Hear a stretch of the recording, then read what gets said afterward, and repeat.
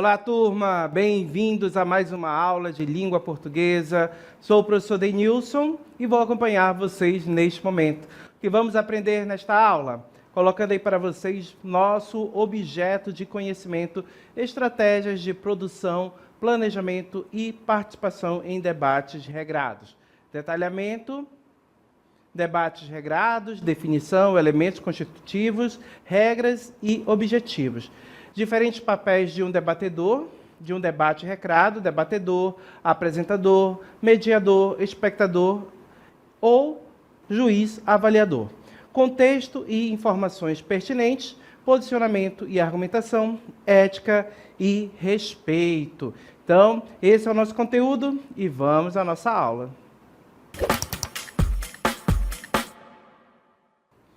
Hoje nós vamos falar de um gênero que se desenvolve na oralidade, ou seja, quando falamos em oralidade, falamos exatamente do ato de falar. E o debate, ele se desenvolve exatamente no ato da fala, no momento da conversa, do diálogo, em que você confronta ideias, troca ideias, expõe argumentos, pontos de vista que podem ser diferentes. Então percebam que o debate é um texto que se constrói por meio de muitas pessoas, ou seja, eu tenho que ter no mínimo uma outra pessoa para poder realizar um debate. Então, é um texto coletivo, que se constrói de forma coletiva. E o nosso texto ele vai colocar para a gente a definição de debate exatamente dessa forma. O debate é um texto argumentativo oral, caracterizado pelo discurso persuasivo, ou seja, que busca persuadir, te convencer de algo, cujo propósito é convencer os interlocutores sobre a validade da opinião defendida. Por conta disso, os debatedores precisam planejar seus discursos, acionando uma série de argumentos de acordo com o movimento argumentativo que deseja tomar. Ok? Então percebam, gente, que o debate ele é um momento em que ideias são expostas, opiniões, pontos de vista.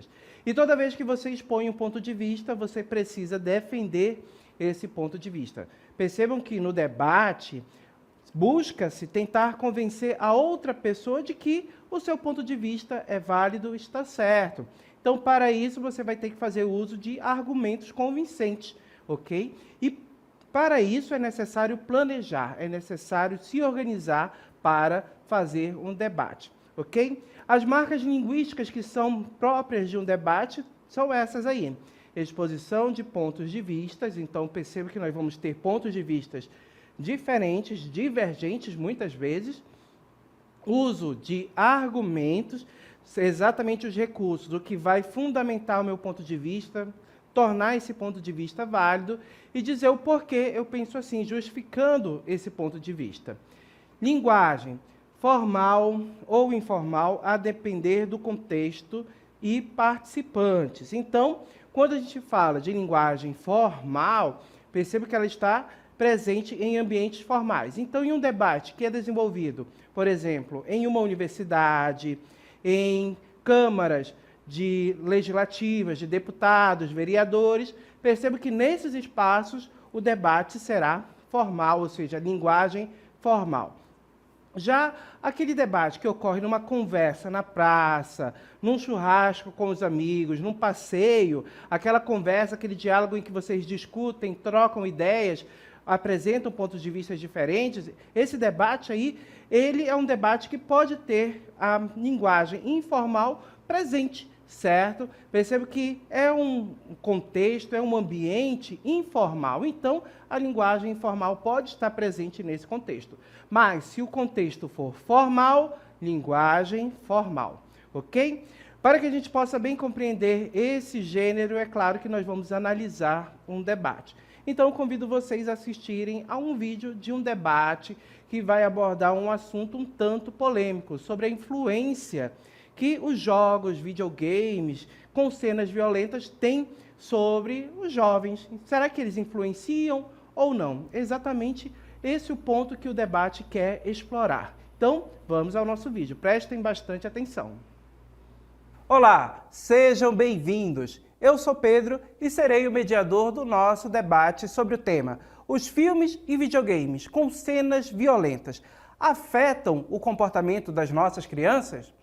Para debater este tema, nós temos aqui dois convidados, João e Maria, que são pais dedicados e preocupados com a educação de seus filhos. Hoje, o nosso debate possui algumas regras, então temos que estabelecê-las agora neste início. Primeiro, peço que todos respeitem o turno de fala de cada debatedor. Isso significa que cada um terá um tempo máximo de 40 segundos para expor suas ideias em cada turno. Segundo, é extremamente importante que evitemos qualquer forma de xingamento ou ofensa durante o debate. Estamos aqui para trocar ideias e enriquecer nosso conhecimento.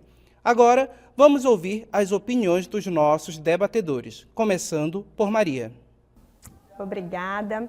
Bem, eu acredito firmemente que filmes e videogames com cenas violentas afetam o comportamento das nossas crianças. E expor essas crianças a imagens e ações violentas pode sim incutir nelas uma visão distorcida do mundo, levando um comportamento agressivo, certo? E até uma falta de empatia. Bom, eu vou ter que discordar dessa informação.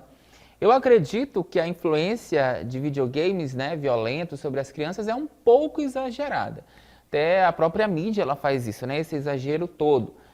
Há muitos fatores, outros fatores que vão moldar o comportamento de uma criança, como educação familiar e a própria interação social.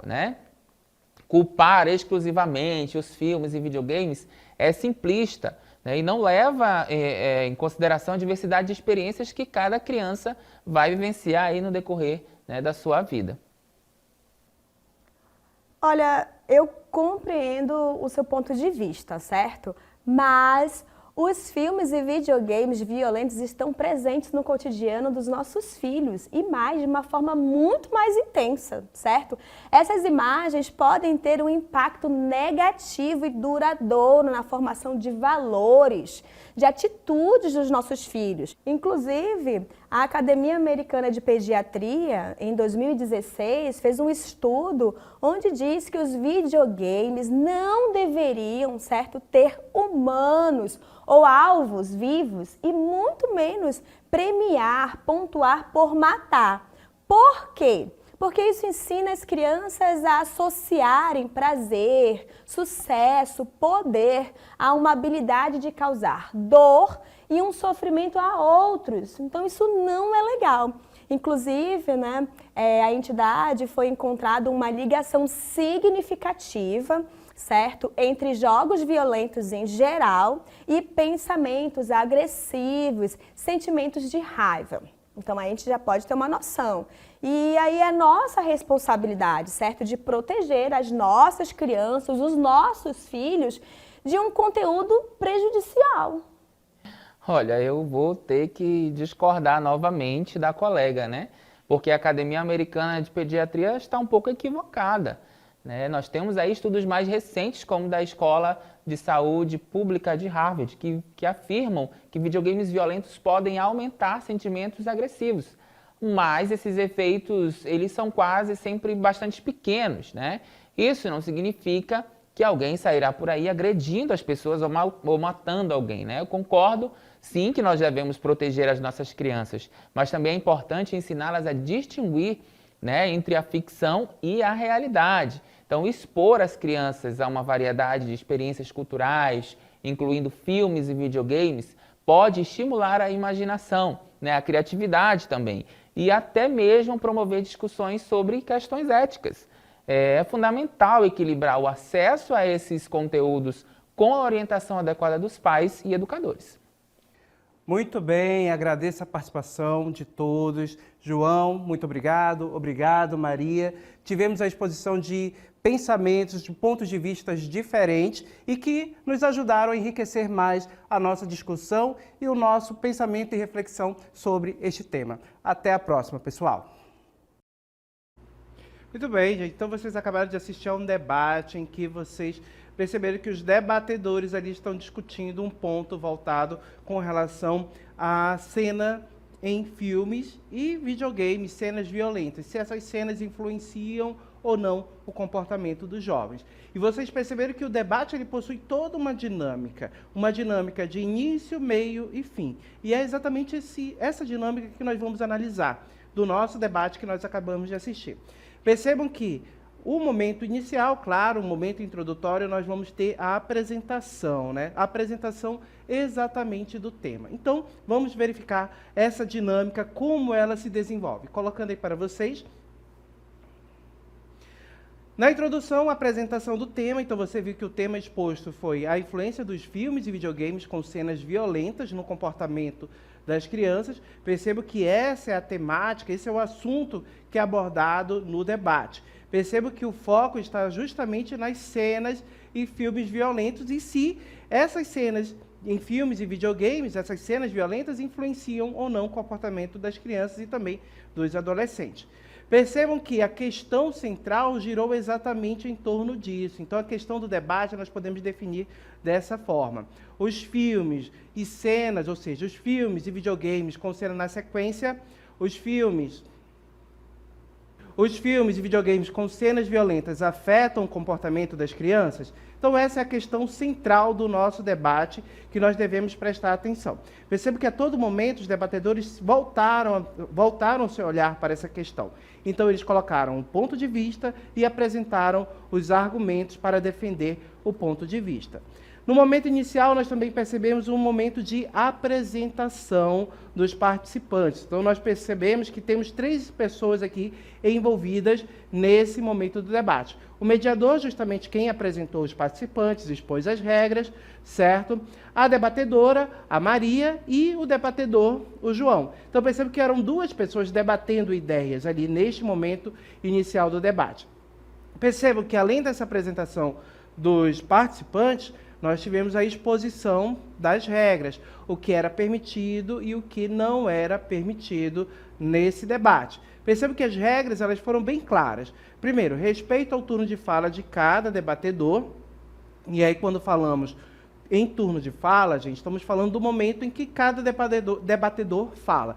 Então, esse respeito se configura justamente em não interromper o outro durante a sua fala. Você percebeu que, enquanto um falava, um debatedor, o outro ficava calado, ouvindo, e somente após o término da fala é que o outro começava a falar. Então, nós podemos perceber que durante todo o debate houve respeito a esse turno de fala. Então, percebe que em nenhum momento ou o outro, nenhum dos debatedores interrompeu o outro no momento de sua fala, dizendo, não discordo, tipo tomando a fala por assalto, né, interrompendo bruscamente. Isso daí não houve no debate.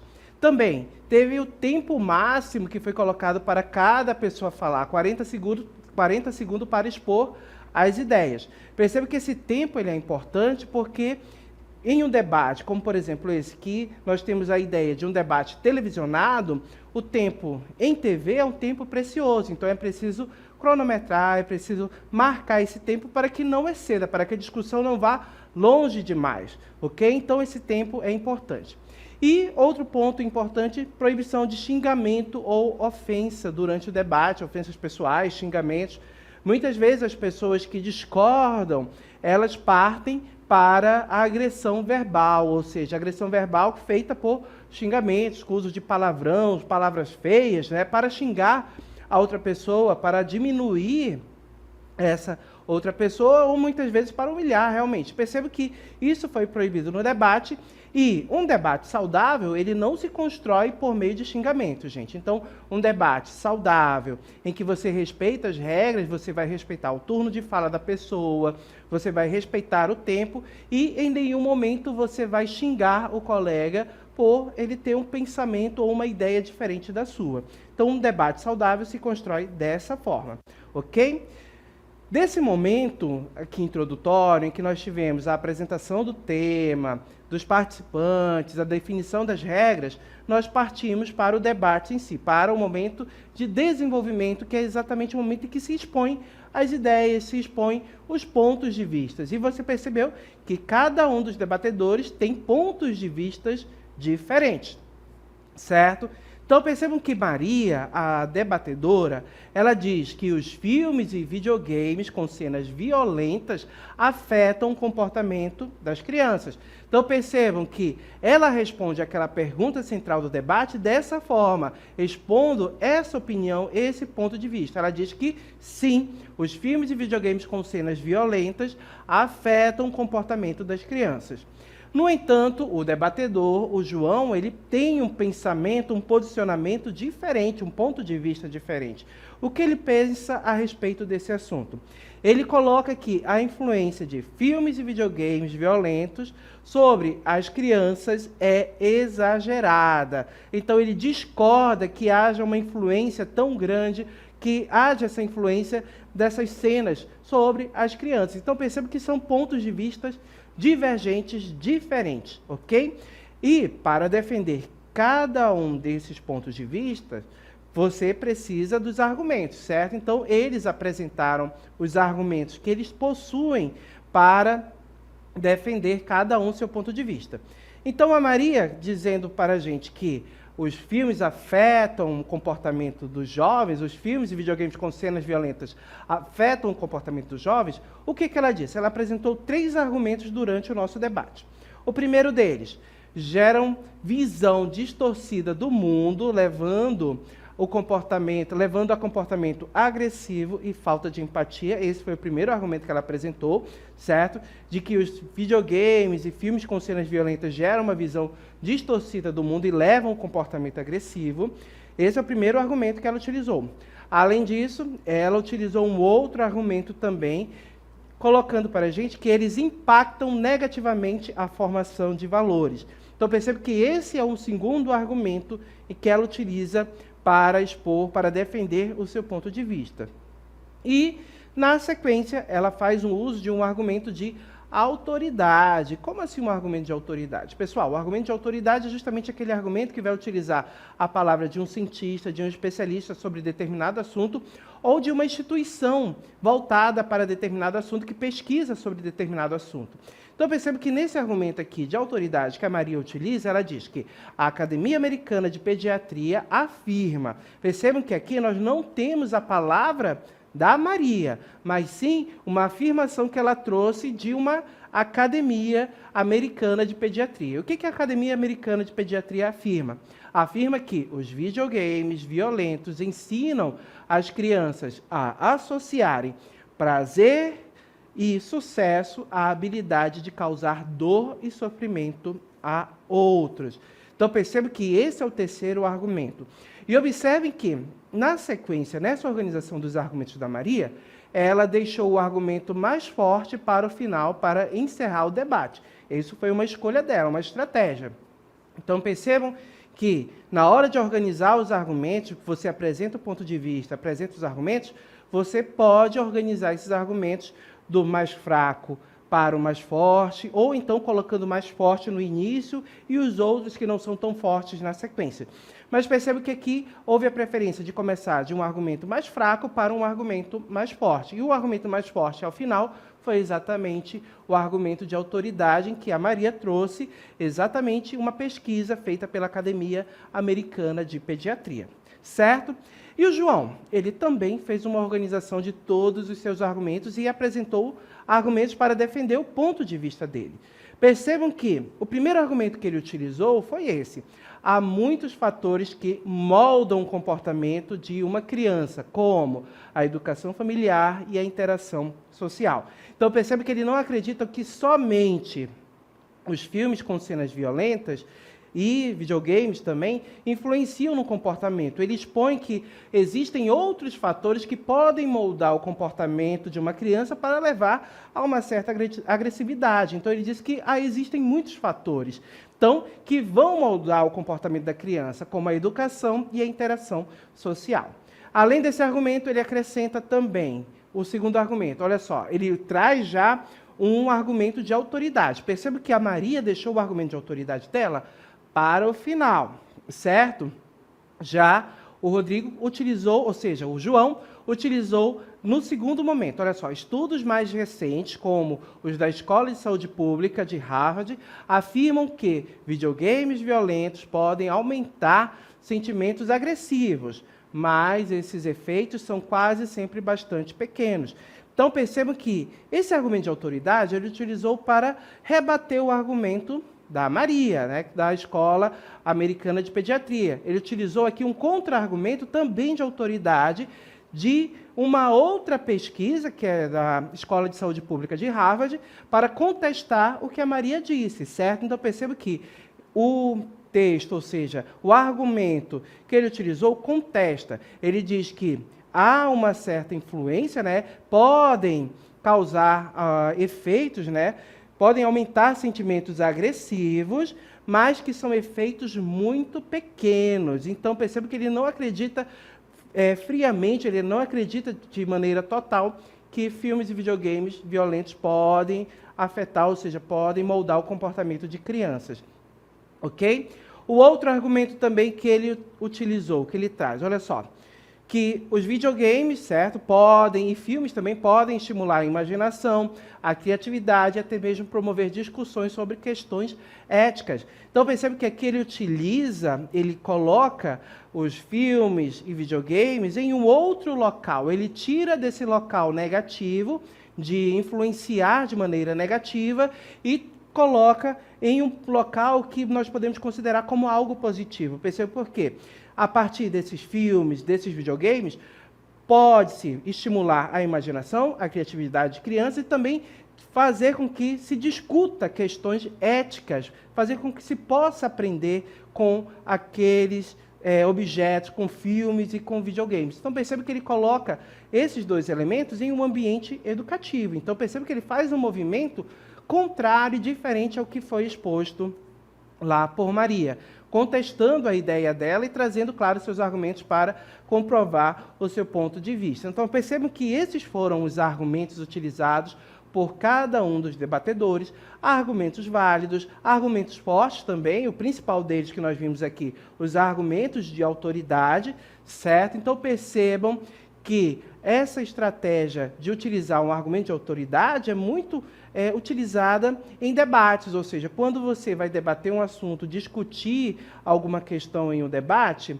perceba que os argumentos mais fortes são exatamente aqueles argumentos que você traz de estudos científicos, principalmente quando aborda uma questão acadêmica.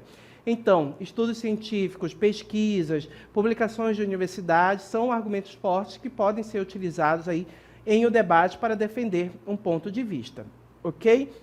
E, na sequência, depois desse momento de exposição do ponto de vista e de argumentação também, percebo que nós entramos exatamente no momento de conclusão. E aí, no momento de conclusão, o mediador fez os agradecimentos, agradeceu a participação do João e da Maria, agradeceu a atenção também do público e fez uma breve reflexão de que todos esses pontos de vista servem para aumentar a reflexão, para conhecer um pouco mais sobre o assunto e aí ampliar o conhecimento, ok? E também é importante a gente observar que nessa dinâmica do debate, qual foi a linguagem utilizada em que nós assistimos? Foi uma linguagem formal ou uma linguagem informal?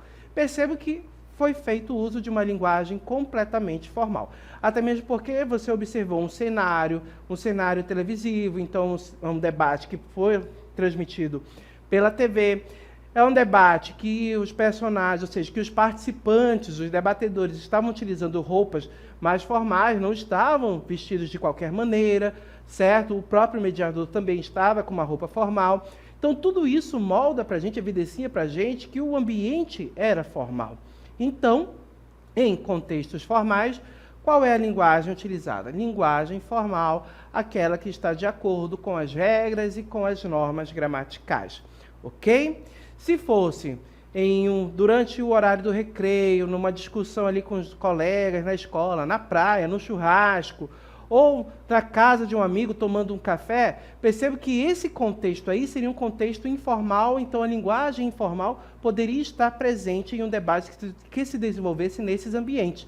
Mas em contextos formais, como que nós vimos no vídeo, nas câmaras legislativas por todo o país, nas prefeituras, universidades, escolas, nesses contextos, o ambiente é formal, então a linguagem sempre será a formal, a que deverá ser utilizada, ok? Respeitando aí o espaço de um contexto formal, certo? Agora, como nós podemos realizar um debate, como nós podemos nos preparar para um debate? É por meio de um planejamento criterioso que vai evidenciar para a gente os passos que nós vamos dar durante esse debate, em como vamos expor o ponto de vista e também os argumentos que nós vamos utilizar para defender o ponto de vista. E claro que nós trouxemos aqui para vocês um planejamento de um debate, certo? Temos aqui um roteiro em que você vai poder visualizar uma sequência para planejar, para se organizar, para realizar um debate na escola ou em outro ambiente que você seja convidado a participar, ok? Então perceba que o primeiro elemento a ser definido é o tema, ou seja, sobre o que se vai discutir, sobre a questão do lixo na cidade, a coleta de lixo, sobre a questão das leis que regem a cidade, o regimento escolar. Então perceba que o debate ele pode girar em torno de diversos assuntos, ele pode ser sobre diversos assuntos. Na sequência, temos a questão do debate, ou seja, aqui a questão do debate se limita exatamente ao que vai se discutir, se existe uma concordância ou não. Por exemplo, um debate sobre o horário do intervalo na escola. Isso aí seria uma ideia de tema. Devemos aumentar ou diminuir o horário do intervalo? Então, perceba que eu poderia colocar como uma pergunta. O horário do intervalo deve ser aumentado ou diminuído? Então, seria uma questão a ser debatida e discutida, não só por vocês, pelos alunos, mas também pelos professores, pelo corpo docente, pela comunidade escolar. Então, todo mundo que faz parte da escola deveria ali entrar nessa discussão. E aí, o posicionamento. Exatamente o momento onde você diz se você é a favor ou não da temática, da questão que foi colocada. Então, um exemplo, como já mencionei, devemos aumentar o horário do intervalo? Se sim, você marcaria aí a resposta sim. Não, você diria que não. Então, aí ficaria a critério, lembrando que aqui é um posicionamento, o posicionamento ele é subjetivo, cada um vai ter o seu, certo? E cada um terá o seu ponto de vista. E por falar em ponto de vista, exatamente nesse momento, na sequência do planejamento, é que você evidencia aqui o motivo de ser favorável ao tema ou contrário ao tema. Então, você coloca aqui o seu ponto de vista. Colocou o ponto de vista, o que é necessário para fundamentar o ponto de vista? Os argumentos, que é exatamente o que vai defender o teu ponto de vista, que vai dizer que aquela tua ideia é válida. E aí você pode trazer exemplificações, você pode trazer argumentos de autoridade, como aqueles que são produzidos em pesquisas científicas, a fala de especialistas. Então perceba que esses aí são os argumentos de autoridade que são muito utilizados e são os mais fortes. E também é importante você organizar esses argumentos. Esses argumentos, você vai começar com um argumento mais forte para o mais fraco, ou de repente você começa com um argumento mais fraco e deixa o argumento mais forte para o final. Então você tem que ali prever, organizar a sequência da argumentação, a forma como você vai apresentar os argumentos para defender o seu ponto de vista. É importante você pensar também em contra-argumentos. Perceba que quando a Maria citou a Academia de Pediatria, o João citou um outro estudo também, um contra-argumento, para contestar a pesquisa da Academia Americana de Pediatria. Ele citou exatamente uma pesquisa publicada pela Escola de Saúde de Harvard. Então percebam que ele utilizou um argumento de autoridade também para contestar outro argumento de autoridade. Então é preciso pensar exatamente na forma como você vai utilizar, nos argumentos que você pode utilizar também para contestar uma ideia que pode aparecer. Você pode prever o que a outra pessoa irá falar e já prever um argumento para contestar a ideia que ela expôs, ou seja, o argumento que ela expõe. Então, perceba que são possibilidades e que devem partir sempre de um bom planejamento, de uma boa organização para a realização de um debate, também para a participação em um debate. Certo, gente? Então, esse é o nosso planejamento. Percebam que tudo isso daqui ajuda você a organizar um debate, voltando aqui comigo. Percebam que, organizando um debate, você vai participar, ou seja, você pode ter um momento de troca de ideias, um momento que vai te ajudar a aprender bastante a como se posicionar em público, falar em público, e também aprender bastante e ampliar o seu conhecimento, ouvindo os diversos pontos de vista que as outras pessoas podem apresentar e também aprendendo a utilizar os seus argumentos para contestar ideias. Ok, gente? Dito tudo isso, vamos finalizar a nossa aula aqui.